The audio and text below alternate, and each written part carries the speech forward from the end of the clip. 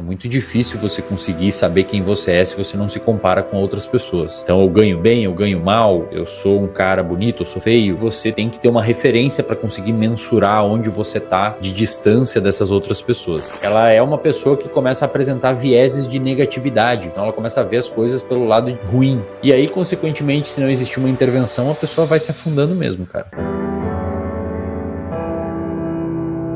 Tendo hoje a mídia social crescido tanto, foi natural que o fitness também se otimizasse para o lado desse aspecto visual do corpo, né, da aparência e tal. E eu tenho minha clínica aqui em Orlando, tive meu consultório no Brasil. Uma coisa que eu sempre trabalhei, sempre recebi, foram principalmente adolescentes, cara, com bulimia, anorexia, vigorexia. Não sei nem se vigorexia é um termo aceitado cientificamente, para te falar a verdade, mas pessoas que tinham algum tipo de distúrbio da sua imagem, problemas com a sua imagem e as consequências disso. O que explica isso, cara? Qual é a natureza desse problema?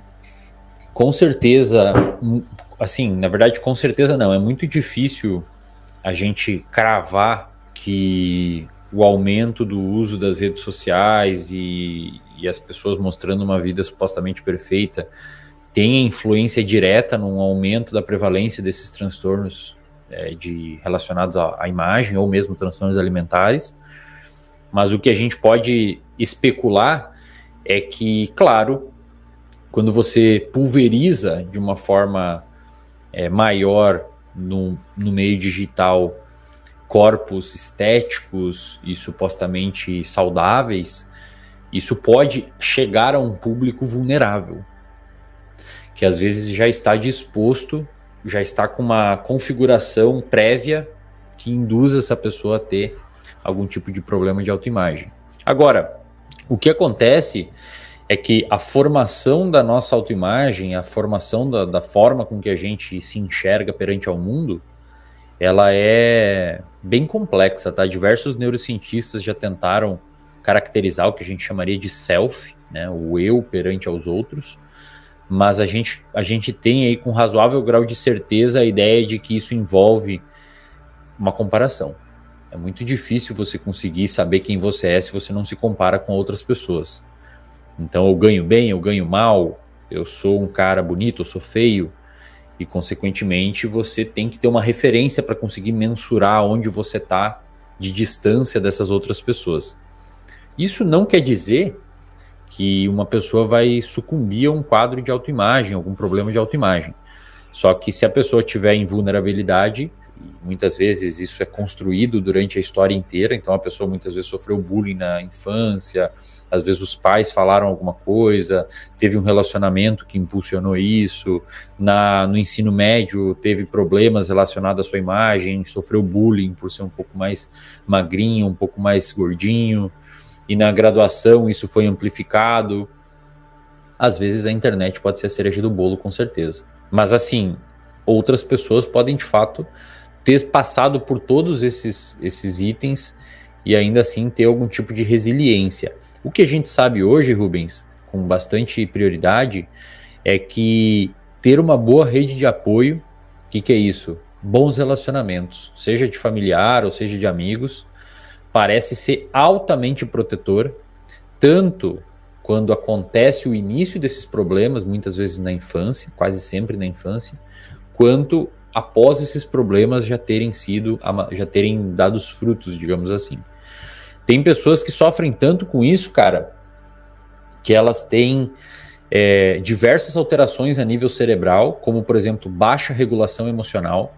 Então, uma pessoa que não consegue... Eu vou, perdão aqui, tá, aos neurocientistas que estão assistindo, ou aos psicólogos que estão assistindo, mas eu vou usar aqui uma licença poética, como eu estou num outro nicho, eu vou me dar o luxo aqui de ser um pouco mais lúdico nas minhas explicações, então perdão aí aos neuroanatomistas que estão aqui assistindo. Mas a gente tem duas grandes regiões compostas por várias áreas no cérebro que são responsáveis, entre muitas aspas e de forma simplificada, por manejar as nossas emoções, tá, Rubens? Uma delas a gente chama de áreas emocionalmente frias, que compreende principalmente a área que a gente tem atrás da nossa testa, que a gente chama de córtex pré-frontal, e outras áreas a gente chama de áreas emocionalmente quentes, que são áreas que estão mais ou menos na altura dos nossos ouvidos, lá no meio do cérebro, tipo lá no meio, mais ou menos aqui. E lá no meio estão essas áreas. Áreas emocionalmente frias são áreas envolvidas pela capacidade que a gente tem de frear um comportamento. Então vou te dar um exemplo. Você é uma pessoa que precisa optar pela sua janta ser uma comida fitness, porque você está de dieta, só que ao mesmo tempo na geladeira tem chocolate ou uma lasanha que sobrou do dia anterior, um pedaço de pizza.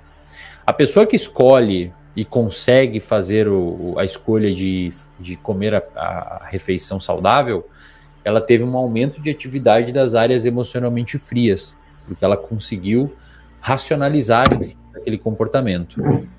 Quando a gente tá com as áreas, elas são como se fosse uma gangorra, tá?